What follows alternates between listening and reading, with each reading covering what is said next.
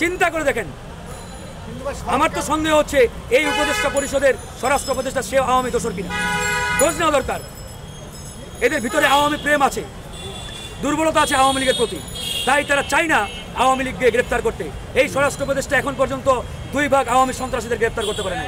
সারা বাংলাদেশে আওয়ামী চোর ডাকাত সন্ত্রাসীরা বহাল তবিয়তে ঘুরে বেড়াচ্ছে, এলাকায় জনগণকে হুমকি দিচ্ছে তারা এখন।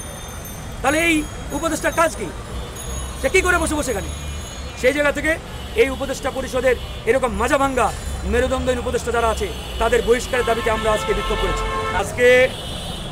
আজকে সচিবালয়ে যে ভয়াবহ অগ্নিকাণ্ড, এটি ভারতীয় রয়ের পরিকল্পনায় ঘটানো হয়েছে এবং এই সচিবালয়ে আপনারা জানেন 95 ভাগ সচিব হচ্ছে আওয়ামী আমলে, হাসিনার আমলে নিয়োগপ্রাপ্ত এবং এরা প্রত্যেকেই ভারতীয় এজেন্ডাধারী।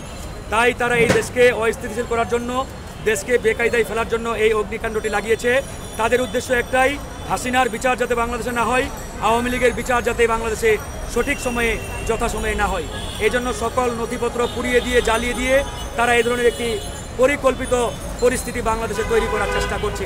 ইতিমধ্যে আপনারা দেখেছেন কয়েকদিন আগে এই সচিবালয়ে আমলারা বিক্ষোভ করেছে। বিক্ষোভ করে তারা সরকারকে হুমকি দিচ্ছে যে এই প্রশাসন নিয়ে যেতে সরকার বেশি নাড়াচাড়া না করে। মানে তারা সরকারের চাকর হয়ে, জনগণের চাকর হয়ে তারা যে ধরনের হম্বিতম্বি দেখাচ্ছে, তার মানে তারা পরিষ্কার এই জায়গায় হাত দিলে তারা আসলে চুপ থাকবে না, তারা এই দেশকে বেকায়দায় ফেলার জন্য চেষ্টা করবে। আজকে এই যে সচিবালয়ে অগ্নিকাণ্ড, এই অগ্নিকাণ্ড সাধারণভাবে কিংবা স্বাভাবিকভাবে দেখার কোনো সুযোগ নেই।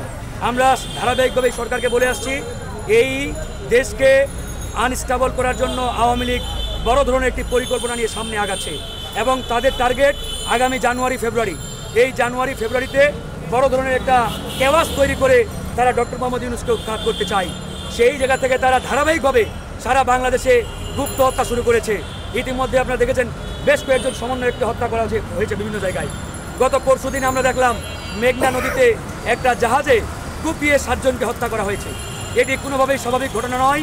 এই প্রত্যেকটি ঘটনা আওয়ামী লীগের প্রেসক্রাইব পরিকল্পিত ঘটনা। আজকের এই অগ্নিকাণ্ড এটিও পরিকল্পিত। এই অগ্নিকাণ্ডের মাধ্যমে তারা মূলত বাংলাদেশের জনগণকে এবং এই সরকারকে মেসেজ দিতে চাই, আমরা আছি, আমরা জেগে আছি, আমরা হারিয়ে যাই নাই, আমরা যে কোনো সময় বড় ধরনের একটি অঘটন এখানে ঘটানোর জন্য। আমরা স্বরাষ্ট্র উপদেষ্টা দেখলাম আগুন নিয়ন্ত্রণের পর ওটার ভিতর ঢুকে বলছে যে আমি এখন কিছু বলতে পারি না, কিন্তু কমিশন গঠন করা হবে। এই স্বরাষ্ট্র উপদেষ্টাকে কিছু বলবেন? এগুলো হচ্ছে আওয়ামী লীগের মতো বক্তব্য। আওয়ামী লীগ ঠিক একই কথাগুলো এর আগে বলেছে। স্বরাষ্ট্র উপদেষ্টা জানে এই ঘটনা কিভাবে ঘটেছে। তার বক্তব্য হওয়া উচিত ছিল এই ঘটনা কোনোভাবেই সাধারণ ঘটনা নয়, এটি পরিকল্পিত অগ্নিকাণ্ড এবং এই অগ্নিকাণ্ড ঘটিয়েছে আওয়ামী লীগ এবং তার দোসররা। সুতরাং এই অগ্নিকাণ্ডের সাথে যারা জড়িত তাদেরকে অতি দ্রুত সর্বোচ্চ শাস্তির আওতায় আমরা নিয়ে আসবো। এইভাবে স্বরাষ্ট্র উপদেষ্টার বক্তব্য হওয়া দরকার ছিল। তিনি সুশীলগিরি করে বক্তব্য দিচ্ছেন। আগুন তো সাধারণভাবেও লাগতে পারে। চিন্তা করে দেখেন। আমার তো সন্দেহ হচ্ছে এই উপদেষ্টা পরিষদের স্বরাষ্ট্র উপদেষ্টা সে আওয়ামী দোসর কিনা, খোঁজ নেওয়া দরকার। আরেকটা কথা হচ্ছে যে গোয়েন্দা, আমাদের দেশে যে গোয়েন্দা আছে তাদের তো জানা উচিত ছিল সচিবালয়ের মধ্যে এরকম একটা জায়গা কিছু একটা হতে পারে। তাদের সেটা তো আমরা বলছি ভাই। এই উপদেষ্টা পরিষদ এবং এই যে গোয়েন্দা বাহিনী বলেন, পুলিশ বাহিনী বলেন, সবগুলো মাজা ভাঙ্গা অবস্থার মধ্যে রেখে দিয়েছে এরা। আমরা তো বলছি এরা দায়িত্বে একবারেই অপদার্থ। ওবায়দুল কাদের 3 মাস দেশে ছিল, গোয়েন্দারা জানেই না। আসলে কি জানে না? জানে, তারা বলে নাই। কারণ এই গোয়েন্দা প্রধান বলেন, গোয়েন্দাদের বড় বড় পদে, পুলিশের বড় বড় পদগুলোতে সব হাসিনার লোকজন, সব আওয়ামী লীগের লোকজন। তো ওরা কেন বলবে? ওরা কেন সহযোগিতা করবে? এদেরকে না সরিয়ে এরা আওয়ামী লীগের এই খুনিদের, তাদের দোসরদের প্রমোশন দিয়ে বড় বড় চেয়ারে বসাচ্ছে। তো এদের কাছ থেকে আপনি কি আশা করেন? এরা বলবে না, বরং এরা এই সরকারকে বেকায়দায় ফেলার জন্য যা যা করে তাই করবে। তারাই সেটা করছে।